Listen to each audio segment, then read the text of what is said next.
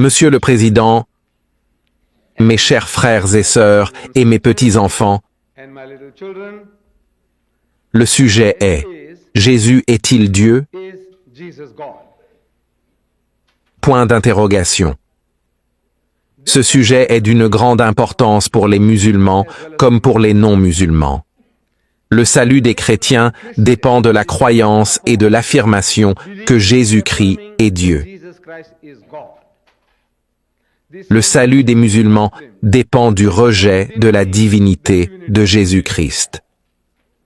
Vous voyez, pour les deux, c'est très important, pour les musulmans comme pour les chrétiens.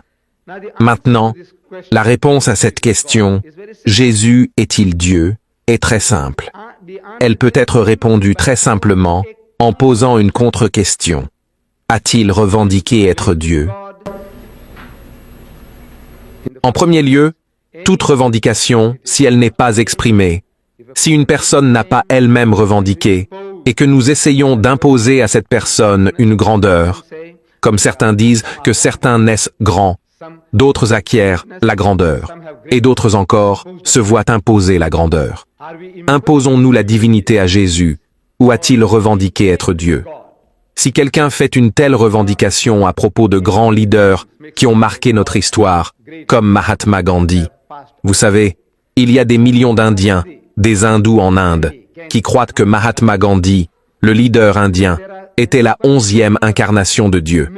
Cette 11e fois où Dieu est venu dans le monde, il est venu en tant que Mahatma Gandhi.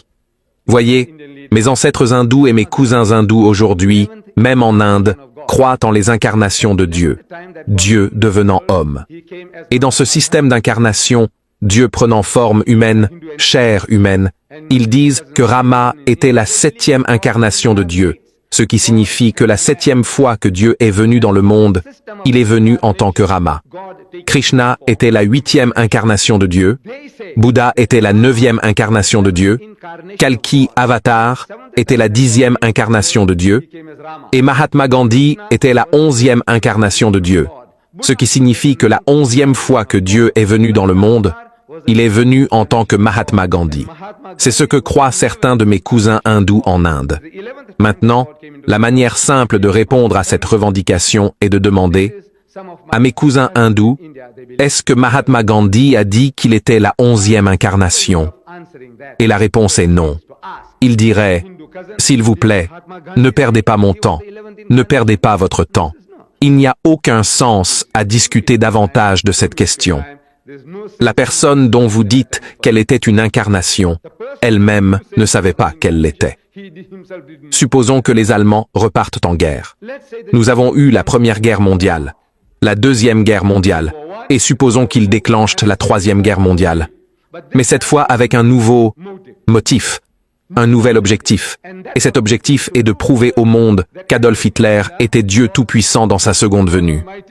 Il est Dieu. Il était Dieu, cet Hitler. La seule chose que nous devons faire est de demander, Hitler a-t-il fait une telle revendication? La réponse est non. Il dirait, s'il vous plaît, ne perdez pas mon temps. Très simple. Et la même question peut être posée pour Rama. Rama a-t-il dit qu'il était Dieu? Krishna a-t-il dit qu'il était Dieu?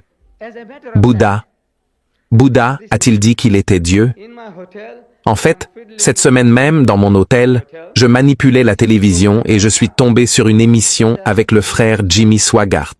En arrière-plan, on voyait des images de Babylone, vous savez, l'ancienne Babylone, et il donnait une conférence sur Babylone, à propos de la tour de Babel, et ainsi de suite. Pendant qu'il parlait, à la fin, un panel, peut-être ses propres collaborateurs, composé d'une demi-douzaine de personnes, dont sa femme, Frances, était également présent. À la fin, l'un des membres du panel a mentionné une information concernant Bouddha, le dernier nom que j'évoque pendant que je parle, Bouddha. Il a dit, « Je suis allé en Mongolie et j'ai visité un temple bouddhiste.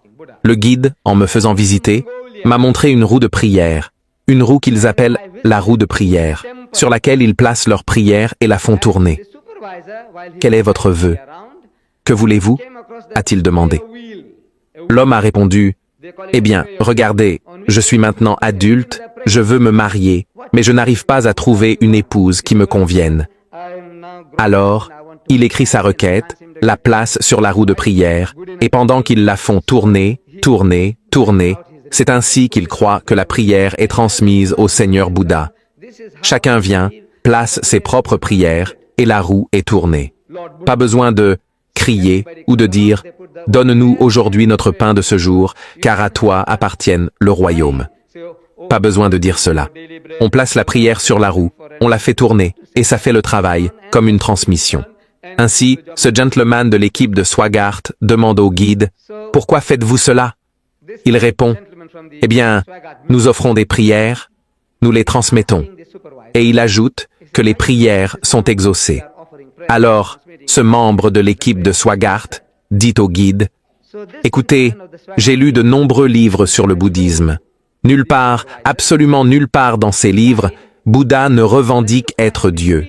Vous lui offrez des louanges comme s'il était Dieu, mais il n'est pas Dieu. Il n'a jamais prétendu l'être. » Le guide répond « Oui, c'est vrai. Mais, voyez-vous, nous le faisons Dieu. Il ne l'a pas revendiqué, mais nous le faisons. » Alors, j'ai dit que la même chose arrive à mes frères chrétiens. Vous voyez, ils se moquent des bouddhistes, disant que Bouddha n'a jamais prétendu être Dieu, et c'est vrai. Mais ils disent « Nous le faisons Dieu. » Alors, j'ai dit que Jésus n'a jamais prétendu être Dieu. Mais les chrétiens, sans prononcer les mots, de la même manière qu'ils l'ont dit, le font Dieu. Il est Dieu. Mais l'homme n'a jamais dit. Il n'y a pas une seule déclaration claire et sans équivoque. Dans la Bible, pas une seule où Jésus dit « Je suis Dieu » ou « Adorez-moi ».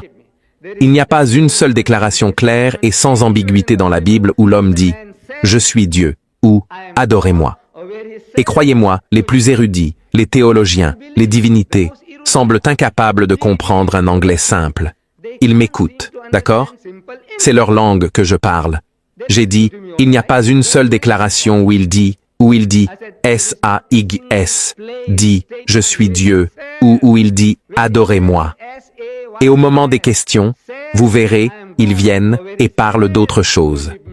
Un jour, j'ai dit, écoutez, je dis qu'il n'y a pas une seule déclaration où il dit, montrez-moi dans votre livre, votre sainte Bible, n'importe où, dans n'importe quelle version, où Jésus dit, je suis Dieu, ou adorez-moi. Je dis, je suis prêt à l'accepter comme Dieu et je suis prêt à l'adorer, parce que je sais que ce puissant messager de Dieu ne mentirait jamais. S'il dit qu'il est Dieu, alors il est Dieu. S'il dit, adorez-moi, alors il mérite d'être adoré. Mais il n'y a rien de tel dans aucune Bible sur terre. Et je propose ceci.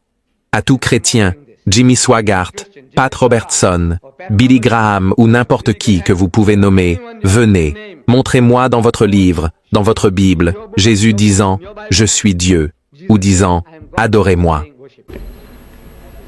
Comment puis-je être aussi audacieux? Eh bien, la raison, c'est que dans le Saint-Coran, dans la sourate Al-Maïda, chapitre 5, versets 119 et 120, il est dit « Et voici, Dieu dira, ô Jésus, fils de Marie, as-tu dit aux hommes, adorez-moi et ma mère en dérogeant à Dieu? As-tu dit une telle chose aux gens? Jésus répondra, gloire à toi, gloire à Dieu. Jamais je n'aurais pu dire ce que je n'avais pas le droit de dire, à savoir que je suis Dieu. Je n'avais pas le droit de dire cela. Je n'aurais jamais dit une telle chose. Et tant que j'étais avec eux, mes disciples, j'étais un témoin sur eux pour m'assurer qu'ils ne te blasphémaient en aucune manière. Mais après que tu m'as élevé, tu sais ce qu'ils ont fait. Ainsi, intu azibhum fa innahum ibaduka. Si tu les punis, ce sont tes serviteurs, ils t'appartiennent, tu peux faire d'eux ce que tu veux. Mais si tu leur pardonnes, tu es exalté en puissance, tu es sage. Si tu penses que c'est bon pour eux, alors pardonne-leur. C'est ton affaire. Ce sont tes créatures. Ainsi, dans le Saint-Coran, Dieu Tout-Puissant m'informe dans ce livre de la Révélation que Jésus-Christ n'a jamais prétendu être Dieu. Il a nié les accusations portées contre lui, selon lesquels il aurait fait une telle revendication, qu'il aurait blasphémé contre Dieu. Il ne l'a jamais fait.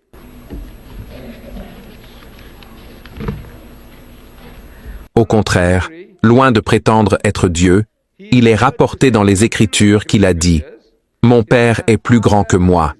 Il dit encore « Mon Père est plus grand que tous ». Il n'est pas le Père. Son Père, c'est Dieu Tout-Puissant. Il est plus grand que moi. Il est plus grand que tous. Il dit « De moi-même, je ne peux rien faire ». Dieu Tout-Puissant peut tout faire de lui-même. Il n'a besoin ni de votre aide, ni de la mienne. De moi-même, je ne peux rien faire. Comme j'entends, je juge, et mon jugement est juste parce que je ne cherche pas ma propre volonté, mais la volonté de celui qui m'a envoyé. Il dit, c'est par le doigt de Dieu que j'expulse les démons. C'est par l'Esprit de Dieu que je fais ces choses. En aucun cas, il ne dit que la connaissance qu'il a est la sienne, qu'il est Dieu. Dans ma connaissance, je ne suis pas comme Dieu. Dans mon pouvoir, je ne suis pas comme Dieu. Tout pouvoir m'a été donné, il n'est pas à moi. Où dit-il qu'il est égal au Père? Où dit-il que lui et Dieu Tout-Puissant sont une seule et même chose? Où? Il n'existe pas une seule déclaration, dans aucune version de la Bible, où une telle revendication puisse être trouvée. Dans l'Évangile selon saint Matthieu, chapitre 19, versets 16 à 19, un homme savant s'approche de Jésus. Il est écrit, « Voici, un homme s'approcha et lui dit, à Jésus, « Bon maître, quelle bonne action dois-je faire pour obtenir la vie éternelle? » Bon maître, en hébreu, rabbi, enseignant, quelle bonne action dois-je faire pour obtenir la vie éternelle? Et Jésus lui répond, « Pourquoi m'appelles-tu bon? Pourquoi me qualifies-tu de bon? Il n'y a de bon que l'unique, c'est-à-dire Dieu. Il n'y a qu'un seul qui mérite d'être appelé bon, pas moi. Il n'est pas prêt à être qualifié de bon maître. Je pose la question, serait-il prêt à accepter l'appellation de bon Dieu? Bon Dieu, vous savez, nous disons souvent « bon Dieu » comme une exclamation. Il ne se permettait pas d'être appelé bon maître. Accepterait-il d'être appelé bon Dieu? Non. Il est si humble qu'il sert la cause de Dieu. Il articule les paroles de Dieu, mais il n'est pas Dieu. L'un des attributs de Dieu Tout-Puissant, selon notre compréhension, et je suppose que même les chrétiens seraient d'accord avec nous, est que Dieu Tout-Puissant transcende tout besoin physique. Dieu n'a besoin ni de nourriture, ni de boisson, ni d'aucune forme de subsistance. Il est un être spirituel qui ne mange ni beurre, ni pain, ni fromage, ni aucune autre chose d'ailleurs. Allah dit dans le Saint-Coran, dans la sourate Al-An'am, chapitre 6, verset 14, « Allez-vous prendre quelqu'un d'autre qu'Allah, Dieu Tout-Puissant, comme protecteur, alors qu'il est l'originateur des cieux et de la terre? C'est lui qui nourrit, mais il n'est pas nourri. C'est lui qui nous nourrit. Tout est fourni par lui, mais il n'a besoin de rien. Il ne mange pas, il nourrit, mais il n'est pas nourri. » Et plus directement, en référence à Jésus, il nous est dit dans le Saint-Coran, dit, « Très certainement, le Christ Jésus n'est rien d'autre qu'un messager. Qad khalat min qablihi, rusulu, beaucoup de messagers sont passés avant lui. Wa ummuhu siddiqa. Et sa mère était une femme vertueuse, une sainte femme.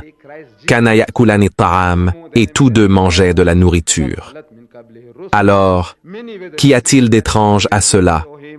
Vous mangez de la nourriture, je mange de la nourriture. Tout le monde mange de la nourriture. Non. C'est une réponse à la croyance que Jésus-Christ est surnaturel, qu'il est Dieu, ainsi que sa mère.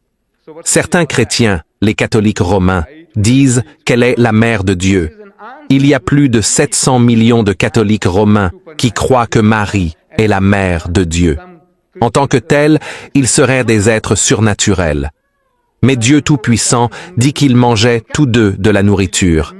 Et si une personne mange de la nourriture, écoutez, prêtez attention, dit « Kana ya'kulani ta'am » et ils mangeaient tous deux de la nourriture. Anzur, kayfa nubayyinu lahumul ayat. Vois comment nous leur rendons nos signes clairs. Comme c'est simple, comme nous le leur présentons clairement. Anzur, regarde. Kayfa nubayyinu lahumul ayat, comment nous rendons nos signes clairs pour eux. Notre message clair pour eux, évident pour eux. Thumma, anzur. Dis, regarde encore. Regarde, regarde encore. Comme ils se sont égarés du chemin en adorant un être humain comme Dieu. Ils mangeaient tous deux de la nourriture, ce qui signifie qu'ils avaient des besoins naturels. Quiconque mange de la nourriture, un enfant qui boit le lait du sein de sa mère, mouille aussi ses couches. Une personne qui mange a des besoins naturels, cherche des toilettes, et s'il n'y a pas de toilettes, elle cherche un buisson, elle se cache derrière les rochers. C'est l'homme, toute créature. Tu manges, tu dois excréter. Donc, ils mangeaient tous deux de la nourriture, comme il vous l'explique simplement. Celui qui mange ne peut jamais être un dieu. Que ce soit Rama, Krishna, Bouddha, Moïse, Jésus ou Muhammad. Quiconque mange de la nourriture n'est pas apte à être Dieu. Personne. Voici donc la compréhension musulmane, la conviction que Dieu Tout-Puissant est éternel, immortel, omnipotent, omniscient, au-delà de notre compréhension. Nous ne pouvons pas vraiment le saisir, mais nous savons qu'il existe et qu'il est réel. Mais il n'est pas comme quoi que ce soit que nous puissions penser ou imaginer. Il n'est pas comme un homme, pas comme un singe, pas comme un éléphant, pas comme un serpent. Tout ce que vous pensez ou imaginez n'est pas lui. Dieu Tout-Puissant est absolument unique. Il est absolument unique. Le chrétien dit qu'il est unique. Le juif dit qu'il est unique. Mon cousin hindou dit qu'il est unique. Nous disons qu'il est unique. Je demande, qu'est-ce qui est unique? Unique signifie qu'il n'y a rien qui lui ressemble. C'est cela, unique. Dieu est unique. Il n'y a aucun autre Dieu que vous puissiez comparer à lui. Il est unique. Jésus-Christ, je pose la question. Votre Dieu est-il unique? Il répond, oui. Mais à quoi ressemble-t-il? Alors le chrétien dit, il ressemble à Jésus. Je dis, à quoi ressemble Jésus? Il est comme Dieu. Je dis, où est votre unicité?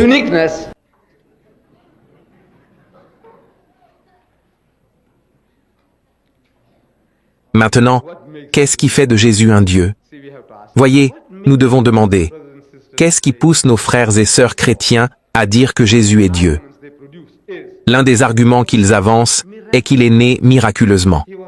Il est né sans père humain, ce avec quoi nous, musulmans, sommes d'accord, car cela fait également partie de notre foi, que Jésus-Christ est né sans aucune intervention masculine. Nous le croyons. Et nous n'avons pas besoin de preuves de la part des chrétiens pour nous en convaincre, car sur l'autorité de ce livre, le Saint-Coran, sur le témoignage de Muhammad, 1 milliard de musulmans dans le monde entier, sans exception, croient en la naissance miraculeuse de Jésus. Cela fait-il de lui un Dieu? Le chrétien raisonne ainsi. Vous voyez, tout le monde doit avoir un père. Tout le monde a un père. Donc, Jésus doit aussi avoir un père. Qui était son père? Le musulman ne peut pas citer Joseph le charpentier. Nous ne le pouvons pas. Nulle part dans le Coran ou dans la tradition des hadiths, Joseph le charpentier n'est mentionné. Donc, nous ne pouvons pas dire que Joseph le charpentier était son père ou son supposé père. Nous ne pouvons pas dire cela. Alors, qui est son père? Les chrétiens disent que son père est Dieu. Ils disent donc qu'il est le Fils unique engendré de Dieu. Il est engendré, non créé, pas comme les autres. Tout ce que Dieu a créé, chaque créature est sa création. Métaphoriquement, il est le Père de tout, de tout. Il est le Père, le Seigneur, le soutien, le nourricier, l'évolueur de tout. Mais le chrétien dit, vous voyez, oui, mais Jésus n'est pas comme cela. Il a été engendré, il n'a pas été créé. Et engendrer est un acte animal. Le fils engendré d'un Chinois est un Chinois. Celui d'un Africain est un Africain. Celui d'un Anglais est un Anglais. C'est naturel. Le fils engendré d'un groupe racial ou d'un individu appartient à cette race. Donc, si Dieu a engendré un fils, alors il doit être Dieu, dit le chrétien. Il est le fils engendré, pas métaphoriquement, pas créé. il n'est pas créé par Dieu. Il est engendré par Dieu. Donc, il est le Fils de Dieu. Les Juifs, à l'époque de Jésus et après, dans le Talmud et leurs livres de la Mishnah, ont parlé de Jésus. Ils insinuent que parce qu'il n'avait pas de père terrestre, son père, disent-ils, est l'enfant illégitime de Marie. Le chrétien va à un extrême en disant que parce qu'il n'a pas de père terrestre, son père est Dieu. Les Juifs disent non, il est l'enfant illégitime de Marie. Parce qu'on ne peut pas trouver de père, Joseph le charpentier n'est pas son père. Alors, qui est son père? Où est-il? Donc, il est illégitime. Quelle est la position musulmane? Le Saint-Coran nous l'indique. Il nous dit quelle position nous devons adopter. Allah dit dans le Saint-Coran, il est dit aux gens du livre, juifs et chrétiens, ne soyez pas excessifs dans votre religion. Ne tombez pas dans les extrêmes. En matière de religion, en matière de foi, suivez la voie équilibrée, la voie du milieu. Ne tombez pas dans les extrêmes. L'un dit que, parce qu'il n'a pas de père, son père est Dieu. L'autre dit que, parce qu'il n'a pas de père, il est illégitime. Ne tombez pas dans les extrêmes. Et ne dites rien au sujet de Dieu si ce n'est la vérité. Très certainement, le Messie, traduit par Christ, Jésus, fils de Marie, est le messager de Dieu, Rasulullah, le messager d'Allah, et une parole émanant de lui, qu'il a accordée à Marie, et un esprit émanant de lui. Fa'aminu billahi wa rusuli. Croyez donc en Allah et en son messager. C'est exactement ce que Jésus dit dans l'Évangile selon Saint Jean. Il dit, c'est la vie éternelle, que ceci est le seul vrai Dieu et Jésus-Christ que tu as envoyé. Le Coran nous dit la même chose.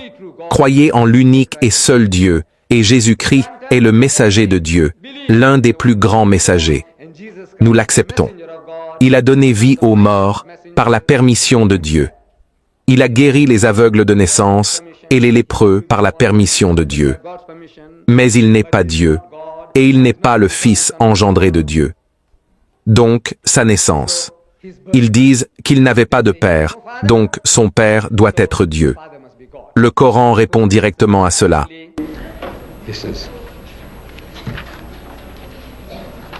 Inna mathala Isa indallahi ka mathali Adam. En vérité, l'exemple de Jésus auprès de Dieu est comme celui d'Adam.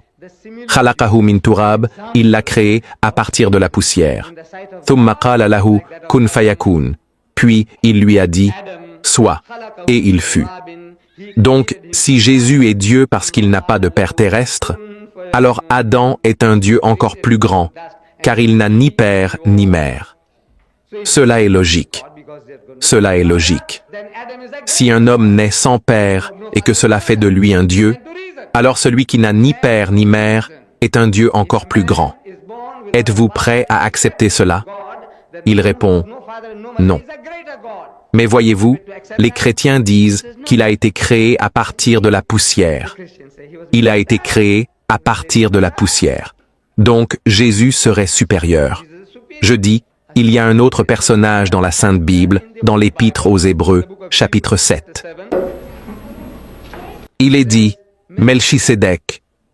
Il y a une personne nommée Melchisédek, le grand prêtre de Salem. Melchisédek, dit-on, sans père, sans mère, sans commencement, sans fin, fait à la ressemblance du Fils de Dieu. Sans commencement, sans fin. Qui est l'alpha et l'oméga, sans commencement, sans fin? Dieu. Et pourtant, cet homme, Melchisédek, le grand prêtre, à qui Abraham a donné sa dîme, ses taxes religieuses, ce prêtre n'avait ni père ni mère, dit la Bible, la Sainte Bible. Et il n'avait ni commencement ni fin. Jésus avait une mère. Voyez, cet homme, sans père ni mère, est supérieur à Jésus. Commencement et fin, pas de commencement, pas de fin. Jésus avait un commencement apparent dans ce récit, et il avait une fin apparente, disent les chrétiens, qu'il a été tué, et finalement ressuscité, et qu'il est monté au ciel. Mais il avait un commencement, et il avait une fin apparente. Il est supposé avoir rendu l'âme sur la croix. Il est mort, fin. Melchisédek, lui, n'avait pas de commencement, pas de fin. Je demande, qui est supérieur, selon vos critères? Vous avez établi le critère que, parce que Jésus n'avait pas de père, son père est Dieu. Correct? Qui était le père de Melchisédek? Pas Dieu. Le diable l'a-t-il créé? Qui l'a créé? Alors, ne voyez-vous pas maintenant que les chrétiens, malheureusement, font d'un poisson une chose et d'un autre un volatile? Ils utilisent des critères qu'ils n'appliquent pas de manière cohérente. Il faut être cohérent. Si vous dites que cela fait d'un homme un Dieu et que vous trouvez les mêmes qualités supérieures chez quelqu'un d'autre, alors il est un Dieu supérieur. Pourquoi n'êtes-vous pas prêt à l'admettre? Vous faites d'un poisson une chose et d'un autre un volatile.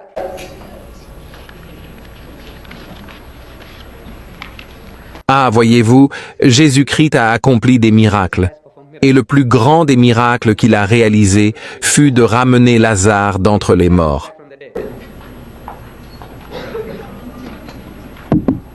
Redonner la vie aux morts est le miracle le plus extraordinaire. C'est la prérogative de Dieu.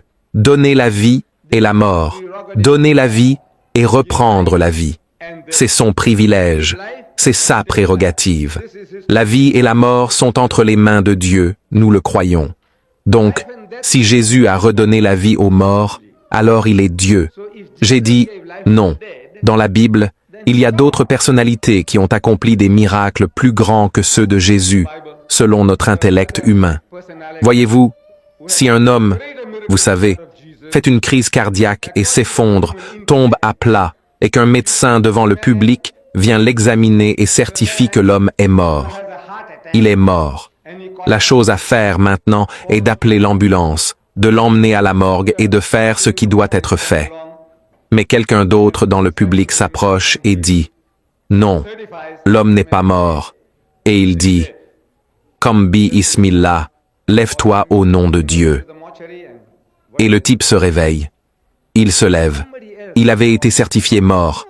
Mais ensuite, nous disons, « Écoutez, le médecin a dû se tromper, car en observant cette personne morte, parfois nous avons l'impression qu'elle respire encore. C'est la nature humaine. Parfois, j'ai senti le pouls d'une personne décédée. Croyez-moi, j'ai senti le pouls. L'homme est censé être mort, et je sens le pouls. Je continue de sentir le pouls. Je dis, non, je pense qu'il est encore vivant. Vous savez, je sens mon propre pouls. En réalité, mon pouls, lorsque mon cœur bat ici, je le sens, et je pense qu'il y a du mouvement. Un mouvement si sensible, je suis si tendu, et je sens mon propre pouls, mais je pense que c'est celui de l'autre personne qui bat. Essayez parfois, lorsque vous vous trouvez dans une telle situation, essayez, et vous verrez. Vous pensez que la personne est vivante, vous observez la personne, vous pensez que d'une minute à l'autre, elle pourrait revenir à elle. Et la personne arrive, dit peut-être qu'il s'était évanoui. Il jouait la comédie quand un autre homme, son ami, arrive. Peut-être qu'ils avaient tout planifié. Il dit, « Allez, lève-toi. » Et le type se lève. Alors nous disons, « Non, il jouait la comédie, peut-être. » Mais cette table, inanimée, morte, comme un dodo. Êtes-vous d'accord? Si quelqu'un pouvait insuffler de la vie dans ce bois mort, il serait plus grand que celui qui réveille une personne morte. Ai-je raison? Du bois mort, un morceau de bâton, si vous pouvez y insuffler de la vie. Du bois mort, un bâton mort, comme la verge de Moïse. Vous savez, Moïse, sa verge, Dieu Tout-Puissant lui ordonne de la jeter. Il la jette, et elle devient un serpent qui dévore les petits serpents des Égyptiens. Je demande, quel est le plus grand miracle, ressusciter les morts ou insuffler de la vie dans un bâton mort? Allons, dites-moi selon votre bon sens.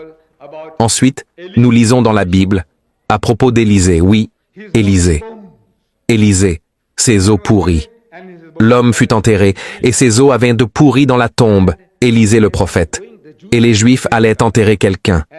Les ennemis virent le groupe arriver, et dans leur peur et leur terreur, ils jetèrent ce cadavre dans la tombe. Ils ne l'ont pas enterré, ils l'ont poussé dedans pour fuir et sauver leur vie.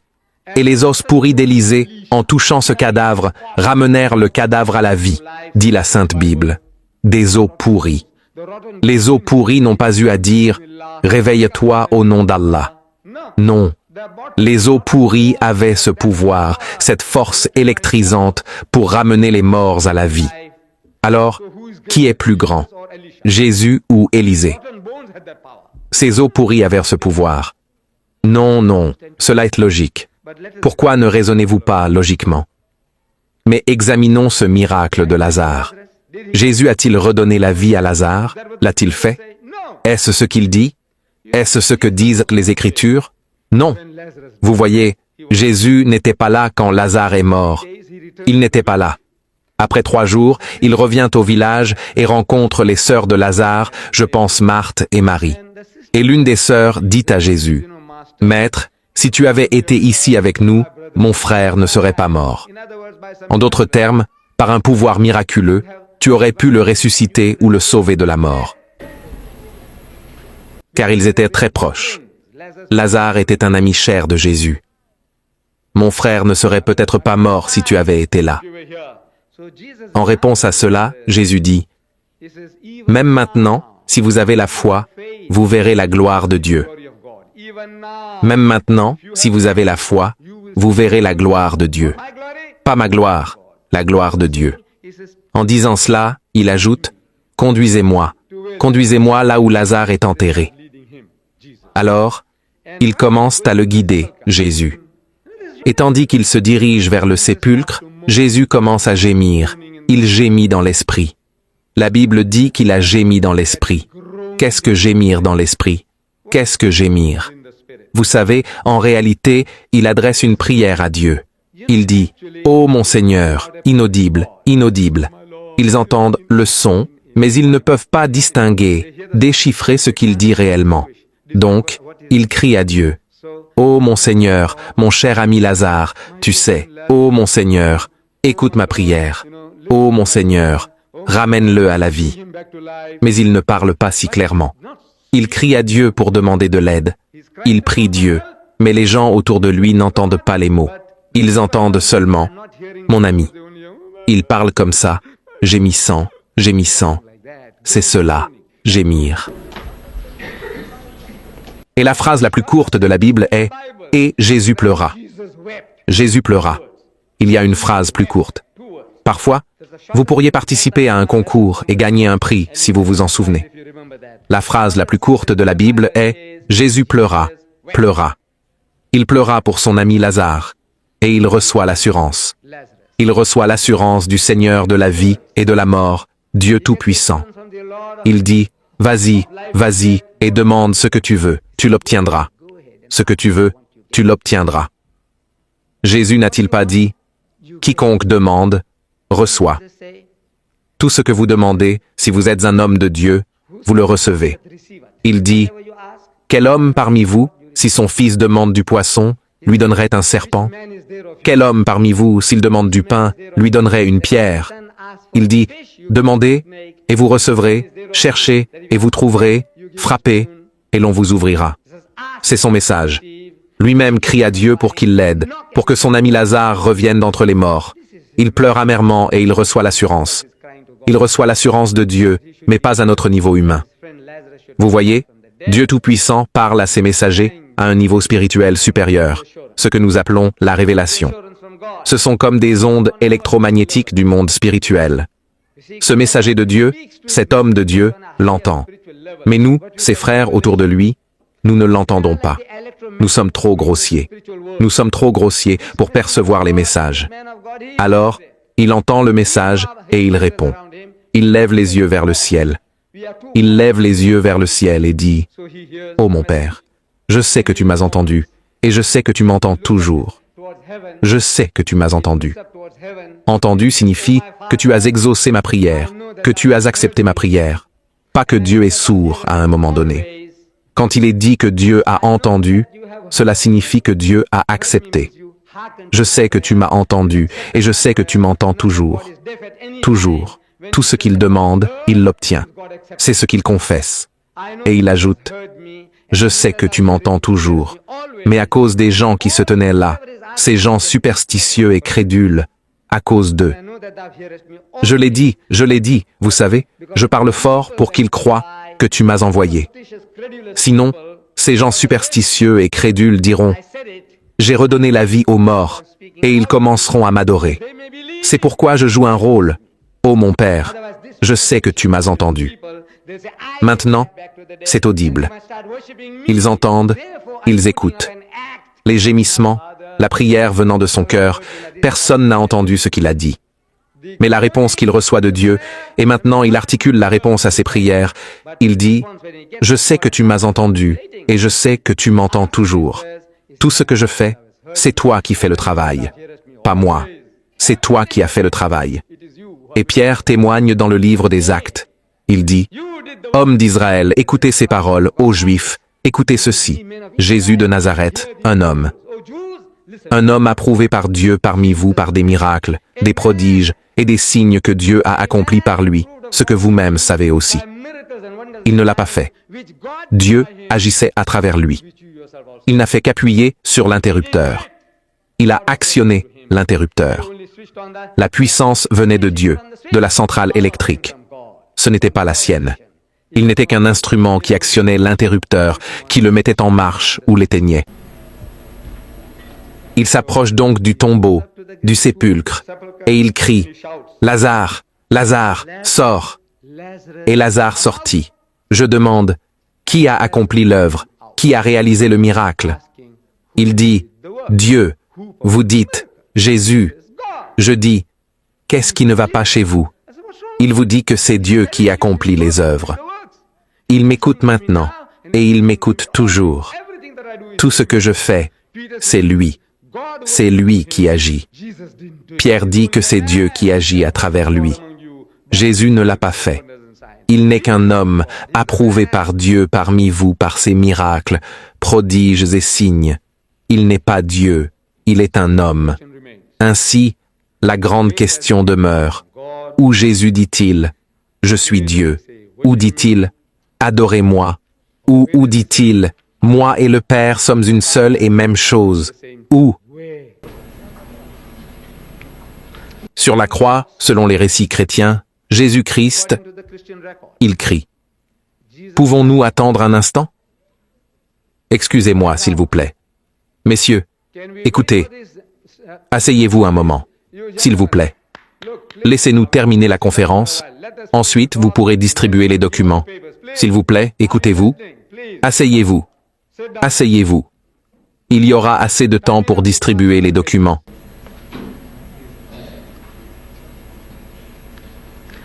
Il est censé être sur la croix. Jésus-Christ crie avant de rendre l'âme, disent-ils, en d'autres termes, avant que son esprit ne sorte. Il dit, « Élie, Élie, lama sabachthani », ce qui signifie, « Mon Dieu, pourquoi m'as-tu abandonné ?» À qui crie-t-il?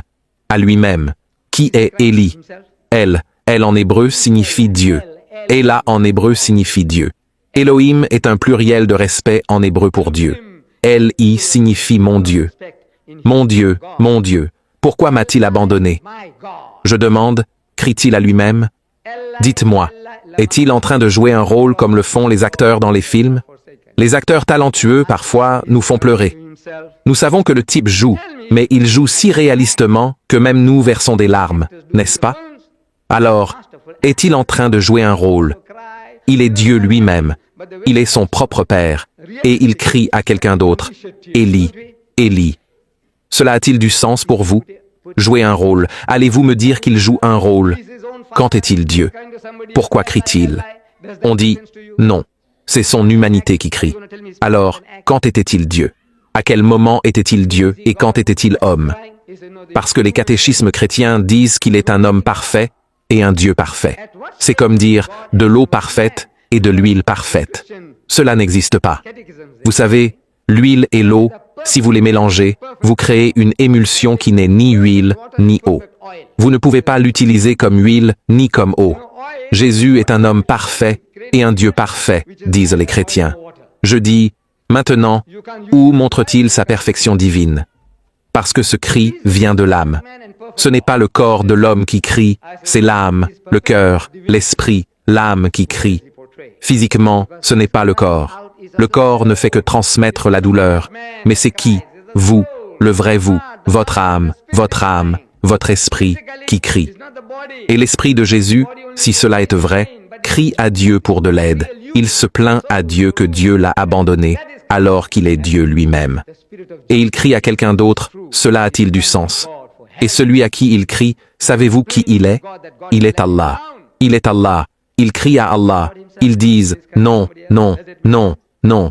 Je dis, écoutez, une chose étonnante se produit. Les gens sont tellement conditionnés qu'ils regardent une phrase. Ils la regardent. Cela signifie que pendant qu'ils regardent, le message va à la tête, dans le cerveau.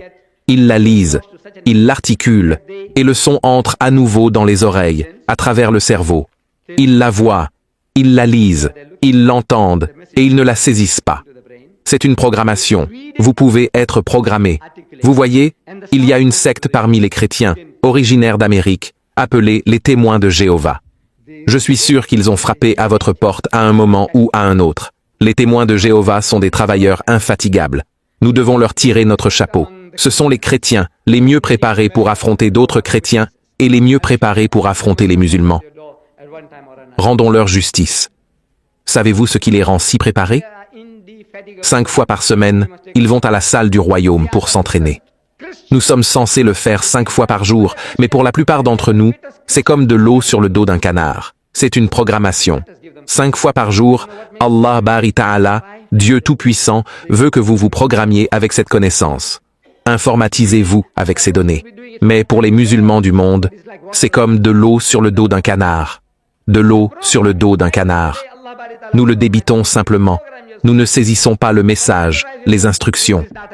Le témoin de Jéhovah, lui, sait de quoi il parle 5 fois par semaine. Cela le rend apte.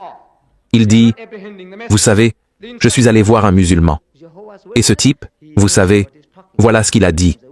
Et je l'ai mis KO, comme ça. Il dit, ouais, tu aurais aussi pu lui donner un autre uppercut gauche.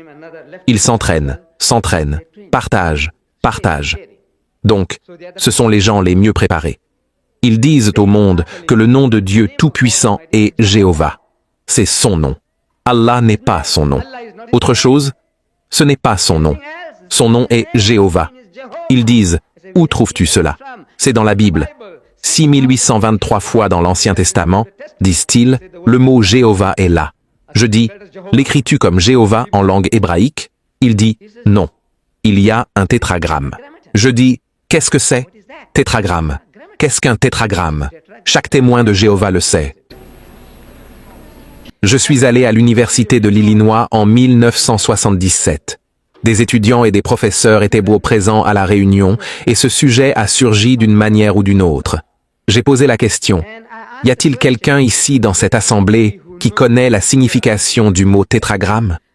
Et croyez-moi, pas un seul étudiant ni professeur ne savait ce qu'était le tétragramme. Personne. Mais chaque témoin de Jéhovah le sait. Chaque Tom, Dick et Harry parmi eux connaît le tétragramme. Savez-vous ce qu'est le tétragramme?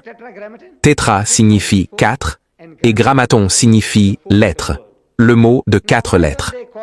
Alors, pourquoi ne pas simplement appeler un mot de 4 lettres un mot de 4 lettres? Pourquoi l'appeler tétragramme? Utilisez 14 lettres pour décrire un mot de 4 lettres. Dites-moi. Demandez-leur. Pourquoi dites-vous tétragramme quand vous devriez dire 4 lettres? Tétra signifie 4. Grammaton est un mot de 4 lettres. Mais vous savez, si vous dites un mot de 4 lettres, cela évoque cet autre mot. Vous savez, en Grande-Bretagne, quand vous rencontrez des Britanniques, un mot sur 2 est un mot de 4 lettres. Dans mon pays, l'amant de Lady Chatterley a été interdit pendant 20 ans à cause d'un mot de 4 lettres. Vous savez de quoi je parle. Donc, ils disent tétragramme. Il a dit, qu'est-ce qu'un tétragramme? Il ne sait pas.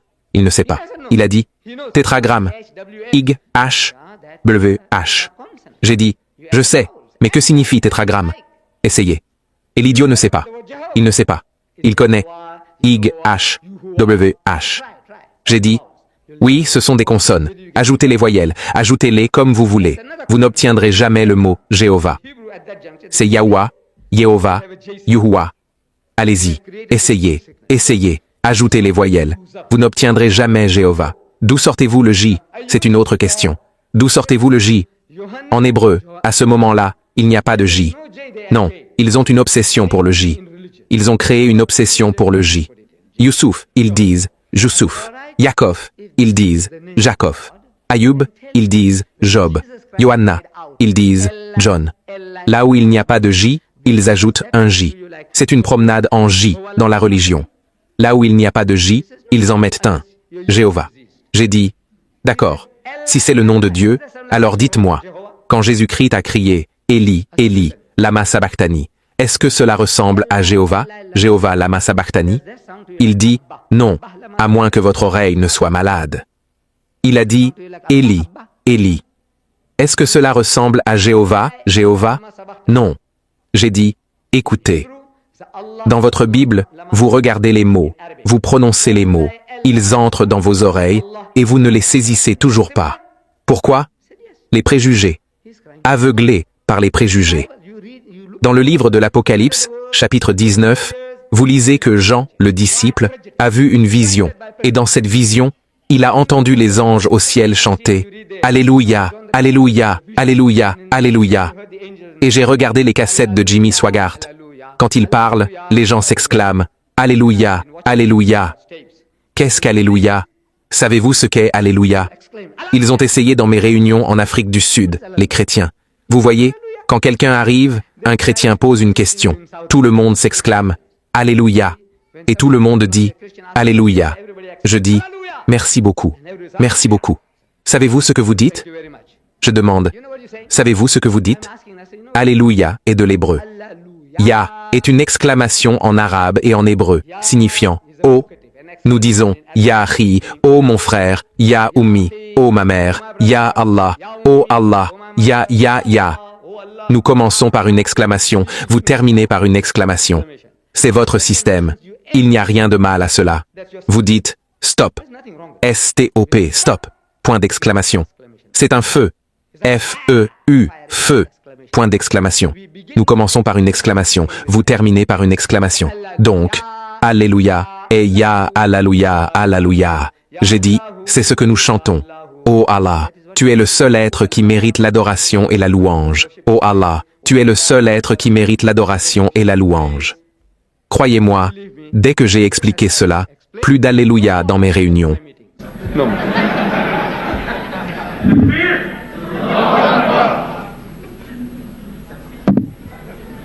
Hier soir, Dieu agit de manière mystérieuse.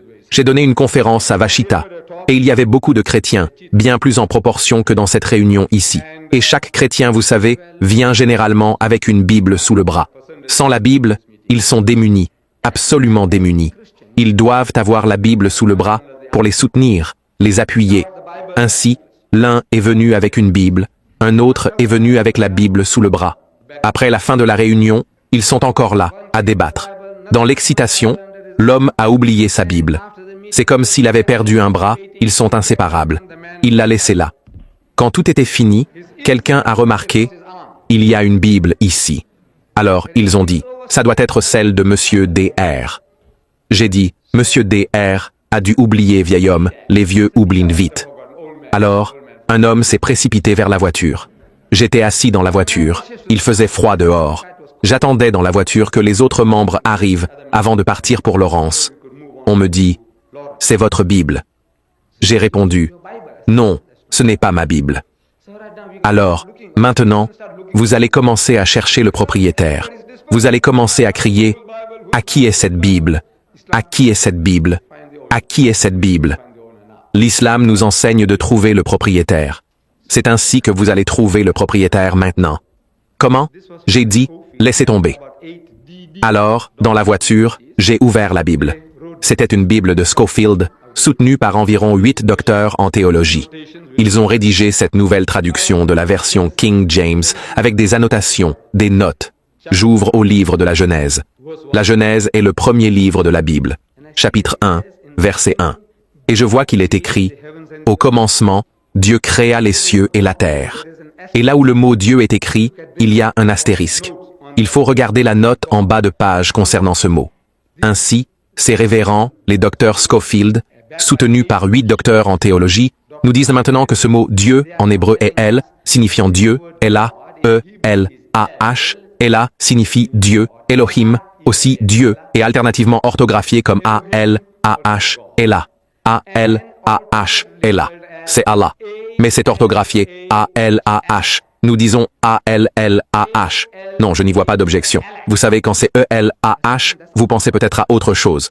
Elle est autre chose. E-L-A-H, E-L-A-H est autre chose. E-L-O-H est autre chose. Mais quand c'est A-L-A-H, votre esprit vous dit que ça ressemble à Allah. Seulement, c'est écrit avec un seul L. Il devrait y en avoir 2. C'est tout. Juste un L supplémentaire. J'ai dit, vous pouvez l'écrire comme vous voulez. Je le dis aux chrétiens, mais dans ma langue, je veux que vous le prononciez comme je veux que vous le prononciez. Voyez-vous, j'ai dit que lorsque j'allais à l'école, je suis né en Inde. À l'âge de 9 ans, je vais à l'école en Afrique du Sud. C'était la première fois que j'entendais des mots anglais de ma vie. Alors, en première et deuxième année, le professeur m'enseigne, c'est B-U-T, bat, C-U-T, chat, M-U-T, tapis, R-U-T, rat, N-U-T, noix. J'apprends l'anglais. Vous voyez, B-U-T, maître. J'ai dit, quoi? Il a dit, but, mut, rut, nut. Mais quand il s'agit de pute, j'ai dit, quel genre de langue est-ce? Pute, ça devrait être pute. Pute est pute. Si but est but, alors beauty est pute. Il a dit, non, non, non, non, non. J'ai dit, écoutez. Mais j'ai dit, excusez-moi monsieur, comment peut-on avoir but, mut, cut, nut? Et il a dit, pute. Il a dit, quoi? Il a dit, écoute, si tu essayes de faire trop le malin, tu vas échouer. Écoute-moi. Écoute-moi comme je le dis. Je dis P-U-T, tu dois dire puté. Alors, j'ai réussi mes examens. Sa langue, il me dit comment prononcer. Ma langue, je vous dis comment prononcer. Vous pouvez l'écrire A-L-A-H-L-A, mais ne dites pas L-A, dites Allah. Essayez, dites Allah. Ne dites pas L-A, ce n'est pas L-A, c'est Allah. Je sais que c'est difficile, mais essayez. Par respect pour ma langue. Comment? Alors, Jésus a crié à Allah, Ella, Allah, lama taratani, Ella, lama sabachthani, Allah est son Dieu. Il est le Dieu de l'Allemagne, le Père du ciel. Il est le seul Dieu réel. Aujourd'hui, les hommes apprentis de l'Église chrétienne, ils y arrivent. Les écrivains y arrivent. Ce concept islamique. Il y a eu un surveil d'anglais et de bishops. Je pense qu'ils l'appellent l'épiscopal ou quelque chose comme ça. Ils l'appellent l'Église d'Angleterre en Angleterre. Ils l'appellent l'Église de la province en Afrique du Sud, les Anglicans. Une dépêche de Londres, j'ai ici un article de presse qui dit « Plus de la moitié des évêques anglicans d'Angleterre affirment que les chrétiens ne sont pas obligés de croire que Jésus-Christ était Dieu. Plus de la moitié, plus de 50% des évêques, page 7 de l'Église, disent à la congrégation que vous n'êtes plus obligés de croire que Jésus est Dieu, car il n'est pas Dieu. S'il est Dieu et que vous ne croyez pas qu'il est Dieu, vous irez en enfer. Vous reniez Dieu et vous dites que ça n'a pas d'importance? Ça a de l'importance. Si Dieu est Dieu, ça a de l'importance. Mais si Jésus n'est pas Dieu, alors ça n'a pas d'importance. En d'autres termes, ils ne croient pas que Jésus-Christ est Dieu. Vous considérez que Dieu descend au niveau de l'homme. Et la punition pour cela, je ne le savais pas. Je ne savais pas qu'une punition aussi sévère pouvait être infligée à quiconque ramène Dieu Tout-Puissant au niveau d'un homme. Savez-vous qui me l'a appris? Jimmy Swaggart. Voyez-vous, quand ce débat a été proposé, j'ai reçu l'information que je devais venir. Alors, je suis venu. Mais avant de venir, mon fils Youssouf, qui est ici, est allé dans une librairie chrétienne et a acheté plus de 30 livres écrits par Jimmy Swaggart. Plus de 30. Alors, vous attendez de moi, de mon fils, que je parcours tout cela. Papa, écoute, quand tu vas au combat, tu dois savoir ce que l'ennemi a, quelles sont ses armes. Alors, j'ai parcouru les 30 livres, et il a écrit des livres très puissants. Il a écrit des livres sur l'inceste, très puissants, percutants. Il a écrit des livres sur Sodome et Gomorrhe, très puissants. Il a écrit des livres sur la pornographie. Il a écrit des livres sur l'alcool. Et je vous le dis, il parle comme un musulman. Il parle comme un musulman. Il a donné une conférence. Je le vois sur vidéo. Il dit, l'enfer n'est pas une blague. L'enfer n'est pas une blague. Et par Dieu, je vous le dis, il l'a dramatisé. On dirait presque qu'il vous emmène en excursion en enfer et vous ramène. Vous voyez presque les flammes de l'enfer et vous revenez, et vous vous sentez soulagé que le Christ vous ait sauvé. Voyez, c'est le seul point rédempteur pour le chrétien, que le Christ ait payé pour vos péchés, donc vous n'avez rien à craindre. Mais il parle de l'homosexualité, de ses causes et de son remède. Je vais conclure là-dessus pour vous permettre de poser des questions. Je dis, Jésus n'est pas Dieu. Dieu ne devient pas un homme. Dieu est Dieu. L'homme est l'homme. L'homme ne peut pas devenir un cafard. Si vous le pouvez, si Dieu Tout-Puissant vous donnait un tel pouvoir pour devenir un cafard, dans ce cas, je pourrais vous écraser sous mon pied. Fini. Vous devenez un cafard. Vous êtes un cafard. Vous n'êtes plus un homme. Si Dieu devient un homme, il est un homme. Alors vous pouvez lui donner un coup de poing dans l'estomac, comme l'ont fait les soldats romains lors du procès. Ils lui ont donné un coup dans l'estomac. Ils ont dit, « Allez, prophète, qui t'a frappé ?» Vous savez, ils ont dit, « Allez, dis-moi quel est mon nom. » Quelqu'un lui donne un coup de lance sur le côté, ils disent « Vous ne pouvez pas faire ça à Dieu ». De temps en temps, ils veulent lui jeter des pierres, et il s'enfuit. Il sue du sang.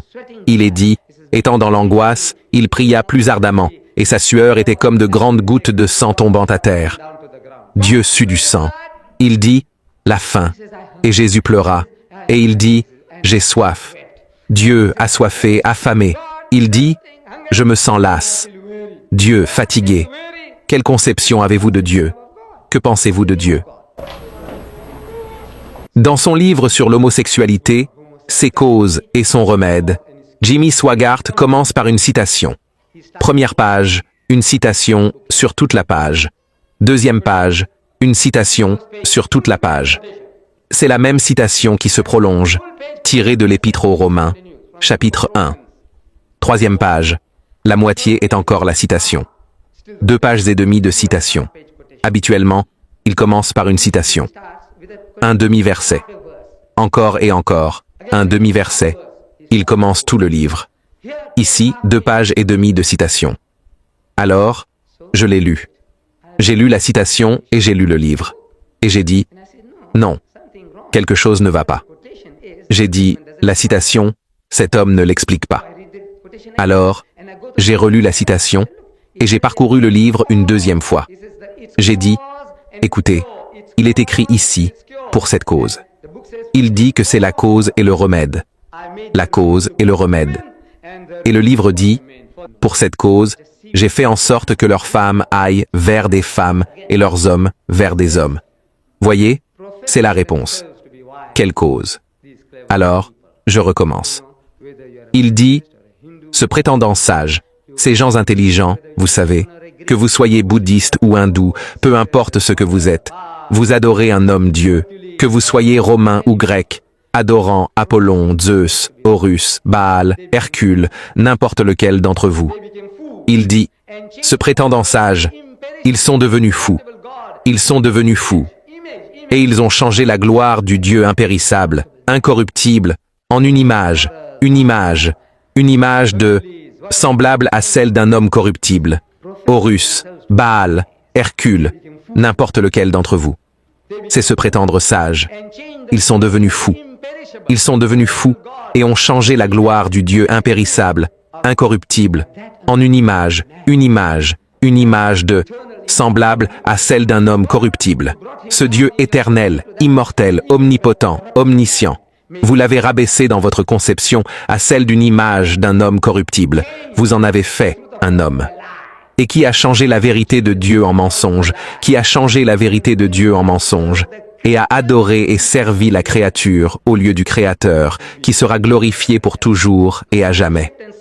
Ils ont adoré et servi la créature au lieu du Créateur, Dieu Tout-Puissant, qui est loué pour toujours et à jamais.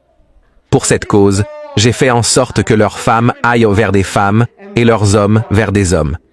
Vous êtes des lesbiennes et des sodomites. C'est ce que dit le livre. Pour cette cause, à cause de votre conception qui descend de ce haut niveau à ce niveau, il vous a également rabaissé à ce niveau. Vous vous tournez vers la saleté, les contes de fées, les fictions. C'est exact. Vous vous abaissez à cela. Vous mangez cela. Je vous donne une nourriture saine. Vous n'aimez pas ça. Vous êtes trop intelligent pour cela. Mangez ceci. Pour cette cause, croyez-moi, pour cette cause, son sujet est l'homosexualité, sa cause. Pour cette cause, vous adorez un homme comme Dieu, et à cause de cela, vous descendez à ce niveau. J'ai dit, je veux que vous, mes chers frères et sœurs, musulmans et non musulmans, regardiez le livre des Romains, chapitre 1, lisez-le, et lisez là-dedans que vous faites cela. Et pour cette cause, Dieu vous fait faire ce que vous faites maintenant. Et il dit, vous savez, c'est une épidémie. 300 000 sodomites se sont rassemblés à San Francisco pour un pèlerinage en juin dernier, mené par 50 lesbiennes à moto. Le savez-vous? À New York, il y a 1 million de femmes de plus que d'hommes. Si chaque homme à New York se mariait, il y aurait 1 million de femmes qui ne pourraient pas trouver de mari. Vous dites cela. Je ne sais pas. Je ne suis pas allé les compter. Et parmi la population masculine là-bas, 1/3 sont homosexuels. Sodomites, catamites, homosexuels, vous les appelez gays. Quel beau mot, gay. Vous savez, quand j'étais jeune, quand j'étais petit, à l'école, j'apprenais de la poésie. On nous enseignait de la poésie. Et je me souviens encore, après 60 ans, de cette poésie. Elle disait « Noble seigneur et gentes dames, sur la montagne pointe le jour. » Et nous disions « Vous savez, il est heureux et gai, il est heureux et gai. » Aujourd'hui, si je disais que notre président est heureux et gai, il sortirait un pistolet.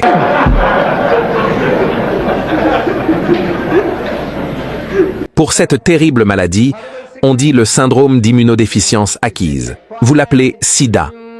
SIDA. Venir en aide. Quel beau mot. Gaspiller encore pour de telles maladies. Non, vous avez un art. Vos ivrognes. Jimmy Swaggart, il dit qu'il y a 11 millions d'ivrognes en Amérique.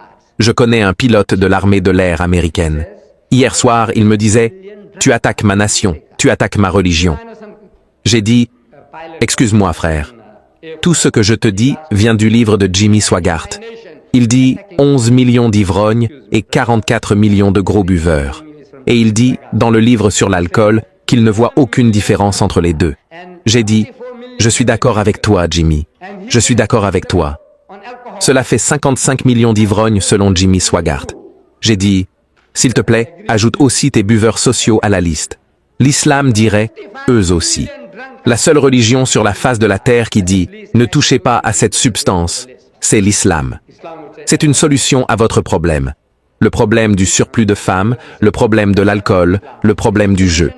54 milliards dépensés l'année dernière pour le jeu, 54 milliards. Et pourtant, il y a des milliers de personnes qui meurent de faim, qui n'ont aucun abri. Des milliards, 54 milliards.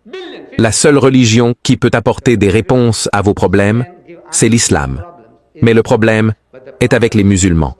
Ils souffrent d'un tas de complexes d'infériorité. Vous n'osez pas ouvrir la bouche à vos compatriotes. Parlez-leur, montrez-leur comment l'islam peut les aider à résoudre leurs problèmes. Et ce faisant, vous rendrez ce pays meilleur pour vos enfants. Inch'Allah. Avec ces mots, je suis très reconnaissant envers cette communauté pour m'avoir offert une telle opportunité de venir vous parler ce soir. Que le Tout-Puissant vous récompense tous.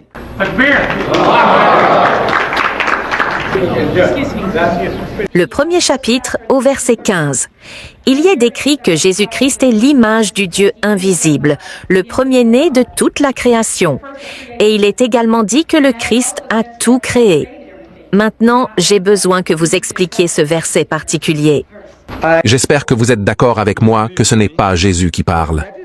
Les Colossiens, Corinthiens, Philippiens, Galates, Thessaloniciens, tous ces livres, ces 14 livres, sont les livres de Paul, Colossiens. Et c'est Paul qui parle. C'est Paul qui parle, pas Jésus. Jésus, lorsqu'il marchait sur cette terre, vous avez les récits dans Matthieu, Marc, Luc et Jean. En aucun cas, il ne dit « Je suis Dieu ». En aucun cas, il ne dit « Adorez-moi ». Toutes ces idées que Paul donne, Romains, je viens de vous citer, c'était aussi de Paul. Maintenant, Paul, voyez-vous, ce qui s'est passé, c'est que lorsqu'il écrit cela, qu'ils ont rabaissé la gloire du Dieu incorruptible en une image semblable à celle d'un homme corruptible, Paul pense aux Romains et aux Grecs. Voyez-vous, les Grecs et les Romains avaient des dieux humains au-delà du compte. Le son est tout à fait correct. Je peux donc continuer. Était-ce quelque part ici? Je ne savais pas. Voyez-vous, Paul, lorsqu'il pointe du doigt, il pointe les Grecs et les Romains. Les Grecs et les Romains avaient leurs dieux humains au-delà du compte. Ils avaient Jupiter, le dieu du ciel, Pluton, le dieu des enfers, Vulcain, le dieu du feu, Neptune, le dieu de la mer, Mars, le dieu de la guerre. Et Zeus était le père de tous ces dieux, avec ses nombreuses épouses et ses nombreux enfants. Il était assis sur une planète avec ses nombreuses épouses et ses nombreux enfants. Et selon les besoins, il envoyait ses fils dans le monde, son Apollon, son Horus, son Isis, son Osiris, son Hercule. Ce sont toutes des choses imaginaires, des fictions. Ce sont tous des mythes, de la mythologie. Mais pour les gens qui croient en la mythologie n'est pas de la mythologie. Alors, Paul se moque d'eux, comme l'équipe de Jimmy Swaggart se moquait des bouddhistes. Vous savez, il disait, « Regardez, ces gens ont fait de Bouddha un dieu. Il n'a pas dit qu'il était Dieu, mais nous le faisons Dieu. » De même, les Romains et les Grecs, ils ont fait de tous ces personnages fictifs, ces choses imaginaires, des dieux, rabaissant l'image de Dieu tout-puissant à celle d'un homme. Mais maintenant, Paul ne voit pas qu'il est dans le même bateau. En pointant du doigt les Romains et les Grecs, ses trois doigts pointent vers lui, car il rabaisse maintenant Dieu tout-puissant à l'image de Jésus. C'est la même chose. Mais c'est le problème avec l'homme. Il regarde son frère, comme Jésus l'a dit, il dit, « Voyez-vous, mais c'est ce que Jésus a dit. » En d'autres termes, quoi que Paul dise, il a fait dérailler le christianisme. Il a fait dérailler l'enseignement de Jésus. Vous, ou n'importe qui d'autre parmi les chrétiens, vous ne suivez pas Jésus, vous ne me citez pas ce que Jésus a dit. Moi, je vous cite ce que Jésus a dit. Jésus dit, « Mon Père est plus grand que moi. » Il dit, « Mon Père est plus grand que tous. » Il dit, « Je ne peux rien faire de moi-même. » Vous dites qu'il peut tout faire. Je dis, « Qu'est-ce qui ne va pas chez vous? Est-ce vous qui mentez ou est-ce lui? » Il dit, « Ce jour-là, nul homme, ni les anges, ni le Fils, mais le Père dans les cieux. » Vous dites, « Non, il sait tout. » Je demande, « Qu'est-ce qui ne va pas chez vous? » Il dit, « Je ne sais pas. » Et vous dites, « Il sait. » Je veux savoir qui ment, vous ou lui. C'est le problème. Voyez-vous, c'est Pierre, c'est Paul, Colossiens, Corinthiens, Thessaloniciens. Je dis, que dit Jésus? Il dit, « Venez, je vais vous apprendre à prier. » Il dit, « Priez ainsi, ô notre Père. » Qui est aux cieux, le tien et le mien, y compris Judas le traître, il était aussi là dans le lot. Il est le Père de tout le monde, les bons et les méchants, qui est aux cieux, et non celui qui marche sur cette terre et mange du poisson grillé et du miel. Qui est aux cieux, que ton nom soit sanctifié, que ton règne vienne, que ta volonté soit faite sur la terre comme au ciel. Ou a-t-il dit que le Père de Jésus-Christ est aux cieux? Non, c'est une programmation. Nous sommes conditionnés à ces choses, alors s'il vous plaît, enlevez ces œillères, enlevez les œillères, et relisez vos Écritures. Matthieu, Marc, Luc et Jean, et écoutez ce que Jésus dit. Vous avez certaines Bibles avec les lettres rouges, vous savez, les mots de Jésus marqués en rouge. Lisez simplement cela, et vous verrez ce qu'il vous dit. S'il dit qu'il est Dieu, venez me le montrer. S'il prétend être Dieu, je rejoindrai votre Église. Deuxième question. Comment pourrions-nous changer les idées des chrétiens sur l'islam ou sur leur religion? Troisième question. Peut-être pouvez-vous aborder les deux ensemble, frère Dita. Muhammad est-il mentionné dans la Bible? Comment pouvons-nous changer? Premièrement, nous devons donner le bon exemple. Jusqu'à présent, je sais que nous avons été très inactifs dans ce pays. Nous nous sommes joints au courant. Nous suivons le flot de tout ce qui est occidental. Il est grand temps que les musulmans se lèvent et expliquent leur position. Nous ne le faisons pas. Notre cause est laissée à l'abandon. La cause des musulmans passe à la trappe. Vous ne prenez pas la peine d'aller leur parler. Ce sont eux qui viennent frapper à vos portes. Ils font saliver les chrétiens. Ces expatriés, des gens en quête de moyens de subsistance, nos étudiants, sont venus ici. Ils ont maîtrisé leur langue et ils se disent, c'est une opportunité envoyée par Dieu pour les convertir. Et ils frappent à vos portes, les témoins de Jéhovah, les adventistes du 7e jour, les christadelphiens, les mormons, ils frappent tous à vos portes. Mais vous êtes mal équipés, vous ne savez rien de ce dont ils parlent. La première chose à faire est donc de savoir de quoi ils parlent. Quand ils parlent du péché originel, que cela signifie-t-il? Quand ils parlent du salut, de quoi parle-t-il? Vous pouvez être médecin, vous pouvez être professeur, mais vous ne savez pas de quoi ils parlent. Vraiment, vous ne savez pas. Alors, vous pouvez dire, écoutez, je ne sais pas de quoi vous parlez. Et alors, vous êtes professeur de géologie et vous ne connaissez pas le salut? Qui est mort pour vos péchés? Le chrétien demande, qui est mort pour vos péchés? Et le médecin fouille dans son cerveau, qui est mort pour ses péchés? Et vous ne voyez personne. Il n'y a personne qui meurt pour vos péchés. Alors, ce qu'il cherche, il dit, mec, ce type dit, regarde, le Christ est mort pour les miens. Qui est mort pour les tiens? Il reste sans voix. Le Christ est mort pour les miens. Qui est mort pour toi? C'est comme demander, quand vous avez mal à la tête, qui prend la pilule pour vous? Quand vous avez faim, qui mange pour vous? Quand vous avez une appendicite pourrie, qui se fait opérer pour vous? Êtes-vous fou? Êtes-vous fou? Si vous avez mal à la tête, c'est vous qui devez prendre la pilule. Si vous avez une appendicite pourrie, c'est vous qui devez être opéré. Pourquoi quelqu'un d'autre? Cela a-t-il du sens? Non. Mais vous êtes abasourdi. Parce que vous ne savez pas de quoi il parle. Vous devez donc vous familiariser. Et mes livres, ils sont disponibles absolument gratuitement. Quelqu'un m'a dit, ne dis pas aux Américains qu'ils sont gratuits. Parce qu'ils sont très, très virils. Ils sont prêts à payer. Parce que tout le monde vend, Jimmy Swaggart, ses livres. J'achète ce petit livre ici, comparé à mes livres. Rien en taille ou en qualité. J'ai payé $2 chacun, dans ma monnaie, $2 chacun pour ces livres. J'ai payé. Pas de billets gratuits, mais l'Américain se sent insulté. Bon, alors payez au moins les frais de port. Payez les frais de port, mais procurez-vous les livres et lisez-les, maîtrisez-les. Ce sont les meilleurs supports au monde aujourd'hui qui vous équiperont pour pouvoir parler à vos compatriotes. Donc, la deuxième question était, qu'était-ce? Oui. Où Muhammad est-il mentionné dans la Bible? Oui, Muhammad est mentionné dans la Bible par son nom. J'ai écrit un livre, j'ai donné des conférences sur ce que la Bible dit à propos de Muhammad. Également disponible gratuitement. Gratuit. Mais mes frères ici, dans ce pays, vous savez, les gens d'Orient souffrent de tels complexes d'infériorité. Je vous raconte mon expérience. 1977. Rapidement, je vais vous le dire. Je suis à New York. J'ai trouvé une ville plus à l'ouest, et je leur ai dit, écoutez, nous venons, vous pouvez organiser une conférence sur le sujet. J'ai dit, le sujet est ce que la Bible dit à propos de Muhammad. Il a dit, d'accord. Quand je suis arrivé là-bas, ils avaient annoncé un prophète dans la Bible, un prophète. J'ai dit, vous, étudiants universitaires, vous parlez anglais. Qu'est-ce qu'un prophète? Un article indéfini. Est-ce que quelqu'un s'intéresse à un prophète dans la Bible? Est-ce que le juif s'intéresse à un prophète?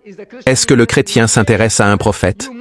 Vous, musulmans, êtes-vous intéressé par un prophète? N'importe quel prophète? L'êtes-vous? Il y en a environ 70 mentionnés dans le livre. Non, mais vous souffrez d'un complexe d'infériorité. Je vais dans un autre endroit, je dis, Muhammad le plus grand. Quand j'arrive là-bas, ils annoncent Muhammad le Grand. Voyez-vous? Votre complexe d'infériorité, toute une série d'entre eux, il y a quelque chose qui ne va pas chez vous. Est-ce votre destin? Allah vous dit qu'il vous a donné un din, une voie de vie, pour tous les surpasser, tous les dépasser, tous les remplacer. Et vous vous comportez ainsi? Est-ce votre rôle? Parlez-leur, parlez-leur. Procurez-vous ces livres gratuitement et expliquez-leur, montrez-leur, aidez-les. Les réponses nous sont données dans le Saint-Coran. C'est une solution au problème. Aidez-les à résoudre leurs problèmes et vous résoudrez les vôtres. Donc, Muhammad est mentionné dans la Bible. Je vais vous le dire rapidement. C'est dans le livre, dans le Cantique des Cantiques, chapitre 5, verset 16, où il est dit en langue hébraïque, Muhammadim. Im est un pluriel de respect en hébreu et en arabe. Comme Elohim, cela ne signifie pas des dieux, cela signifie Dieu avec respect. C'est de l'arabe et de l'hébreu. Nous avons deux types de pluriel, le pluriel de respect et le pluriel de nombre. Dans le Coran, nous lisons quelque chose d'identique. Il est dit, c'est à nous d'envoyer la révélation et c'est à nous de la protéger. Alors, qui est ce nous? Allah, Jibril et Muhammad. Non, c'est Allah. Mais qui est ce nous? Vous dites qu'il n'y a qu'un seul Dieu. Nous disons oui. Alors, qui est ce nous? J'ai dit non. C'est notre langue. Dans notre langue, nous avons deux types de pluriel, en hébreu comme en arabe. Et dans toutes les langues orientales, y compris la mienne, l'ourdou, le gujarati, je dis à un petit enfant, quel est le nom de vous tous? Je veux dire, quel est ton nom? Mais je ne dis pas, quel est ton nom? C'est irrespectueux. Je veux que l'enfant me respecte. Alors, je dis, quel est le nom de vous tous? Mais je veux dire, quel est ton nom? Il y a deux types de pluriel. Muhammadim, im est un pluriel de respect. Elohim, pluriel de respect. Muhammadim, pluriel de respect. Muhammad est-il mentionné? Allez vérifier. Demandez à n'importe quel juif, lisez-le. Mais ils ont traduit cela par « entièrement aimable ». Il est entièrement aimable. Alors, vous ne pensez pas qu'il parle de Muhammad? Voyez-vous? C'est le problème. Vous traduisez les noms des personnes. Quand il s'agit du Christ, le mot en hébreu est « Messia », vous l'avez traduit par Christ en anglais. Il est mentionné dans la Bible par son nom, ou Christos en grec. Mais quand le même nom est utilisé pour un païen, Cyrus, dans Ésaïe, chapitre 45, verset 1, Dieu dit à Cyrus, un païen et polythéiste, il dit, c'est moi qui t'ai donné un surnom. Quoi? Christ. Mais ils traduisent par oint, mon oint. Le mot en hébreu est Messiah. Le mot dans les écritures grecques est Christos, Christ. Mais ils traduisent par oint, oint.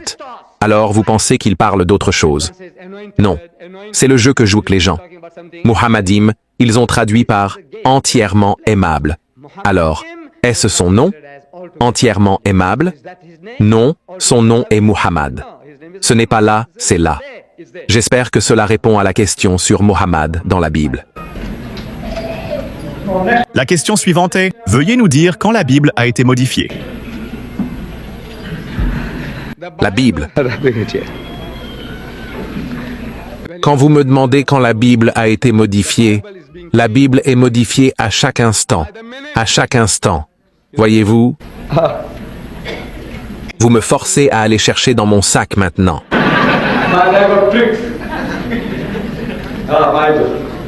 J'ai dit que la Bible est modifiée à chaque instant. Voyez-vous? Voici une version catholique romaine de la Bible. Elle contient 73 livres à l'intérieur. C'est une bibliothèque, une encyclopédie de 73 livres. Celle-ci est celle dont Jimmy Swaggart jure fidélité. C'est celle-là. Quand vous le voyez à la télévision, quand il fait comme ceci, excusez-moi, quand vous le voyez faire ceci, c'est cette Bible. La même, la version King James. Cette version King James compte 66 livres. Les 7 livres de la version catholique romaine ont été supprimés. Il a dit lors de ce débat, ces 7 livres sont apocryphes. Apocryphes. Alors j'ai dit, cela signifie que ce n'est pas la parole de Dieu. S'il y a 7 livres apocryphes dans la version des catholiques romains, ce n'est pas la parole de Dieu. Il a dû hocher la tête. Ce n'est pas la parole de Dieu. Donc, celle-ci l'est. Il dit, oui, c'est celle qu'il vend. Il fait de la publicité pour celle-ci à $25. Et avec une tranche dorée et quelques ajouts, $50. C'est une bonne affaire. Celle-ci, c'est une bonne affaire. Regardez, comparé à moi, je vends ce livre, le Coran, 1920 pages, pour $6, frais de port inclus vers l'Amérique. $6 envoyés ici pour vous, depuis l'Afrique du Sud. Dans mon pays, je le vends pour $5.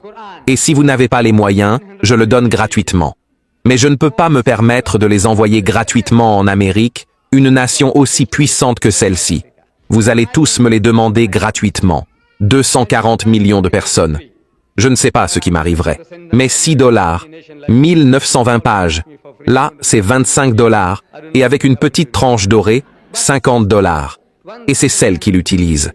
Alors j'ai dit, Mais vous savez, il y a cette Bible appelée la RSV, la version standard révisée, qui est prétendument la Bible la plus à jour, basée sur les manuscrits les plus anciens. Et il y a des choses que vous citez dans vos livres, des citations tirées d'ici, qui sont maintenant supprimées comme des fabrications dans celle-ci. Supprimées par qui? Par 32 érudits de la plus haute éminence, soutenus par 50 dénominations coopérantes, ils les ont supprimées comme des altérations. J'ai donné des exemples, vous pouvez obtenir la cassette. Des exemples de ce qu'ils citent, et ces citations ne sont pas ici. Des fabrications, ici. Ensuite, ce qui est retiré ici, ils le remettent là-dedans. Regardez, les mêmes livres identiques par les mêmes imprimeurs. Voyez-vous une différence? Sauf que celle-ci brille un peu plus parce qu'elle est plus récente. Ce qui était ici, ce qu'ils ont retiré d'ici, ils l'ont remis là-dedans. C'est un jeu qui continue sans cesse. Donc, quand a-t-elle été modifiée? Ils disent qu'elle change à chaque instant. Vous ne pouvez pas suivre leur rythme. Ce livre, vous savez, la Bible que j'ai trouvée, oui, je pense que je l'ai sauté. Vous voyez ce nom? Allah. Dans les Bibles Scofield ultérieures, le mot Allah a été retiré. Il est dit Al-Ala Aluhim Allahu. Dans les Bibles Scofield ultérieures, le mot Allah n'y est plus. Regardez, ça change à chaque instant. Vous changez à chaque instant. Vous ne pouvez pas suivre le rythme de ces gens. Voilà la réponse. Vous savez, ça change tout le temps. Merci beaucoup. Nous avons 2 ou 3 questions, et cela pourrait prendre un peu de temps. Veuillez donner une bonne explication à fournir aux chrétiens pour qu'ils croient que Jésus n'est pas mort sur la croix et n'a pas été ressuscité. Il faut se procurer la cassette. C'est très long. Je pense qu'il a débattu sur ce sujet à Lawrence. Avec le Dr Douglas, avant-hier soir à Lawrence. Veuillez vous procurer la vidéocassette, la cassette audio, ou vous pouvez écrire pour obtenir mon livre.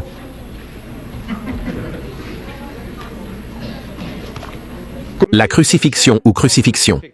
Que ce soit la crucifixion, la fixation de quelqu'un sur la croix F-I-X-I-O-N, la fiction et la mort, ou F-I-C-T-I-O-N, la fiction, c'est-à-dire la fairy tale. Et le Coran dit ilatibazan. Ils ne suivent qu'une conjecture. Une preuve, la fiction. C'est ce que le Coran dit. Et je le prouve ici, de la Bible sacrée. Il y a plus de 30 preuves données que Christ n'a pas été tué ni crucifié. De la Bible qu'ils ont dans leurs mains. Mais ce n'est pas le sujet pour ce soir. J'espère que vous me pardonnerez de ne pas commencer ici.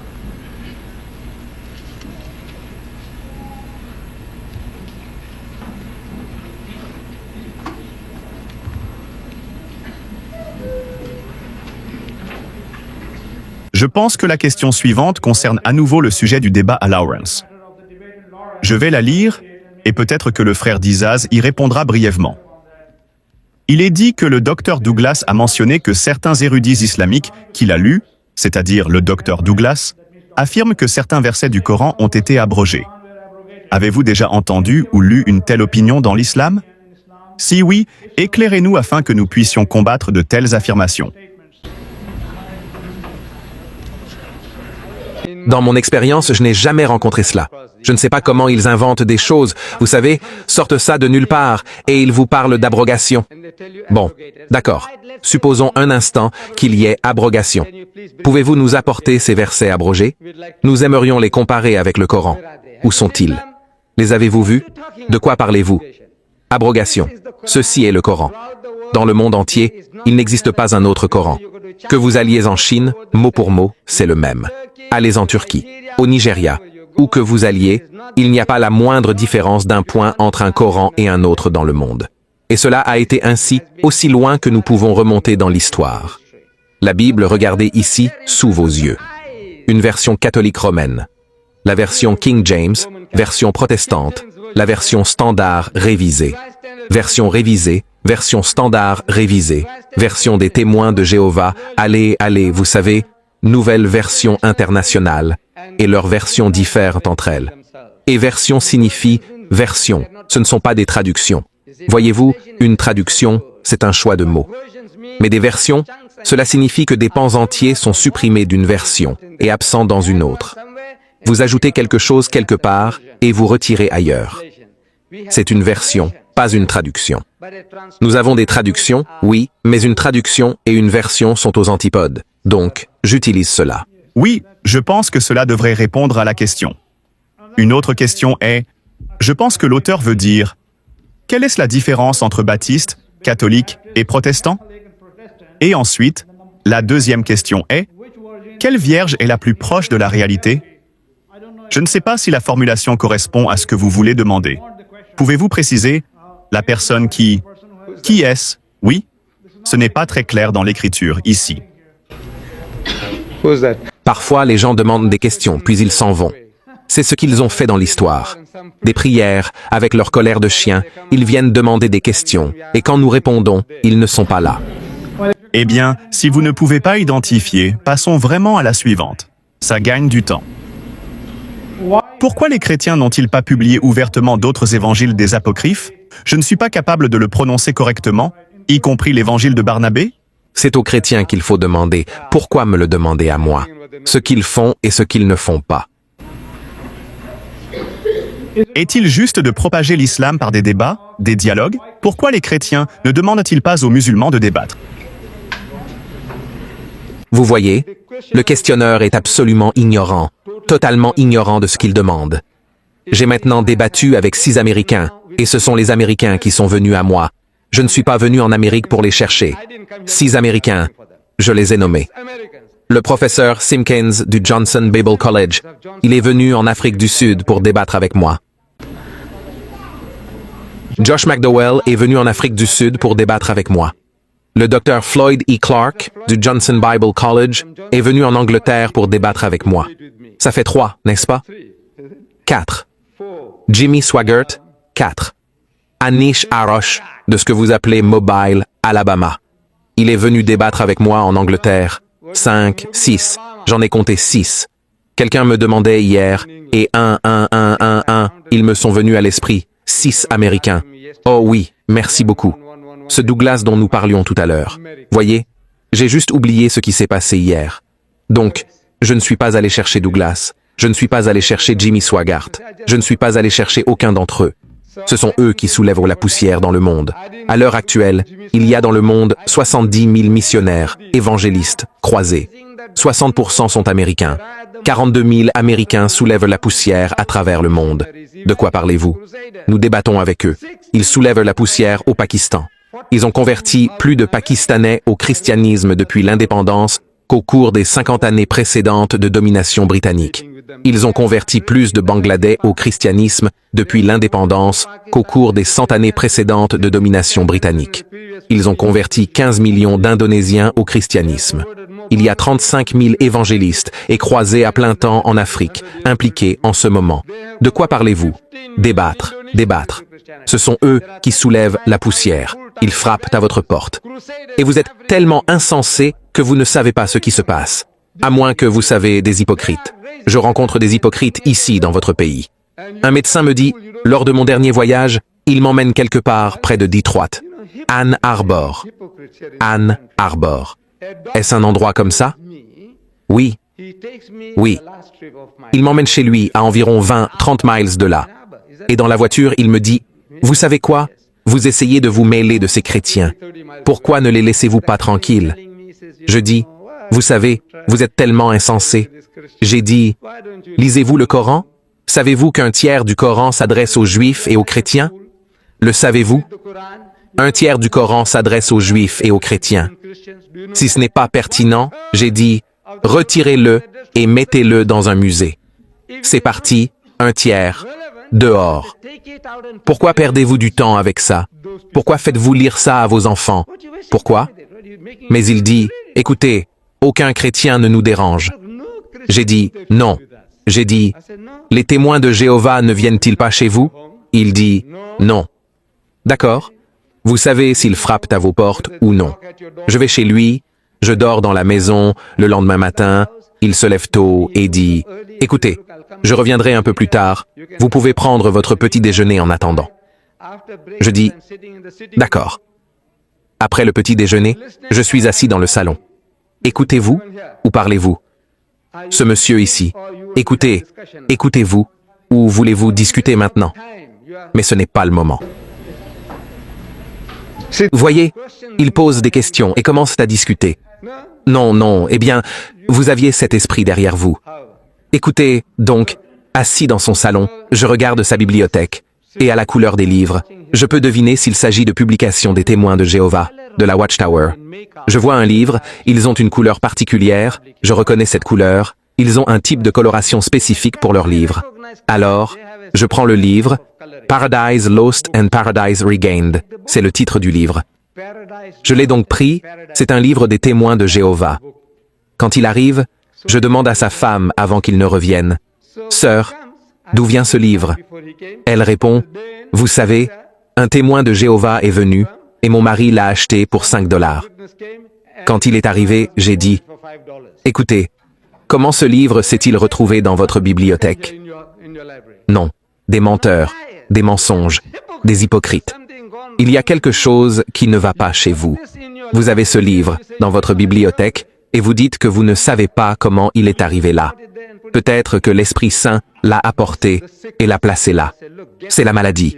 Voyez-vous, j'ai dit, écoutez, débarrassez-vous de cette castration. Vous savez, vous êtes déjà un peuple émasculé. Sortez de là. Tenez-vous debout pour vos droits. Prêchez aux gens. Aidez les gens.